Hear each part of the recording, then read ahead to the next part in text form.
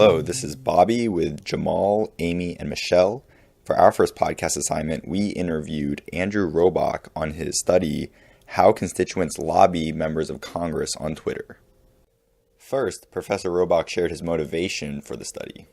18 months ago or so, Professor Hemphill, who I'm just going to call Libby, she approached me, asked if I would help her out examining some of the study data that she had accumulated, and they were just tweets directed at members of Congress. He then went on to describe the infancy of the study.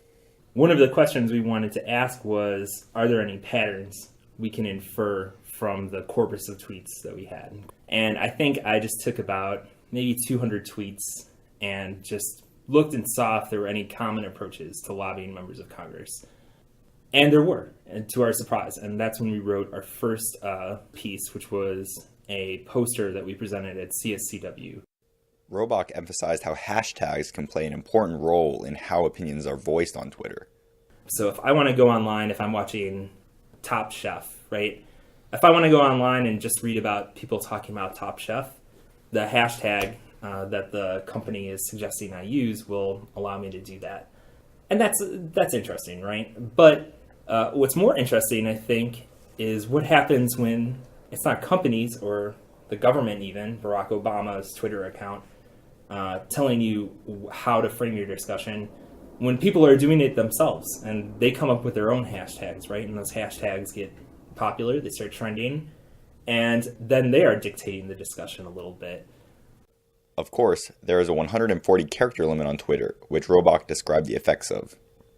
One of our reviewers rightly pointed out that there is a character limit, and if you're going to only have so many characters to express your argument, why would people go through all this trouble to construct elaborate frameworks for their argument, right? You know, come up with these different strategies. Why wouldn't they just say what they mean?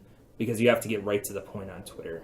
I think our study is interesting in that it shows that people do take the precious characters that they're given and devote them to these strategies. If you only have 140 characters, that's about one good sentence to get your point across. Maybe two if you're economical with your character choices. You use short words. If you're going to set up a lengthy construction like, an analogy is a good example, I think, right? One good example we had from our paper, I think someone equated immigration laws with gay marriage in the United States. They were responding to someone's tweet, a member of Congress's tweet, I believe. The member of Congress said, we can't have different laws for immigration in all 50 states.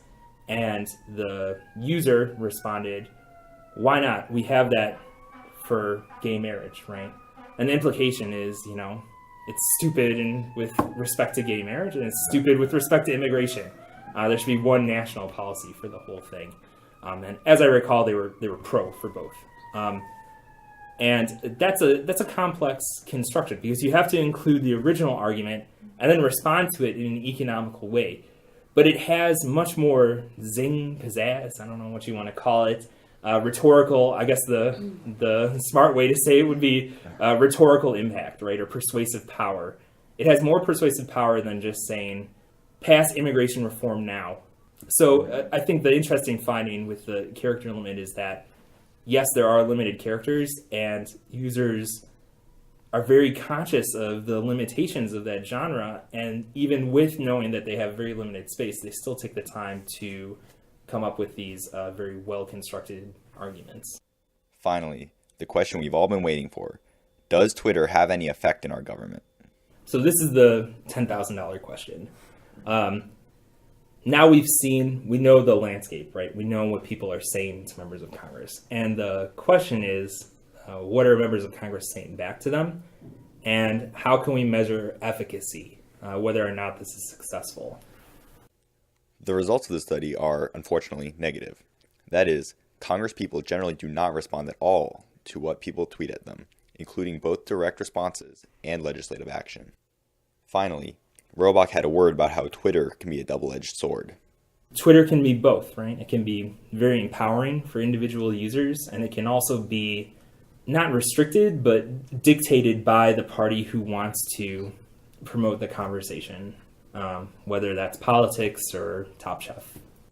This has been Bobby, Jamal, Amy, and Michelle talking to Professor Rodock about how Twitter can affect legislative action.